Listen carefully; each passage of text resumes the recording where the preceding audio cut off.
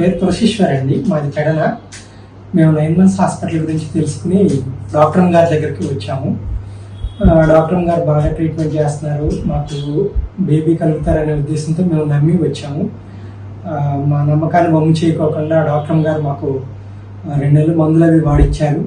చక్కగా వాడుకున్నాము. మాకు ఇప్పుడు ట్విన్స్ ప్రెగ్నెన్సీ కన్ఫామ్ అయ్యింది. డాక్టర్ గారికి ప్రత్యేకంగా ధన్యవాదాలు.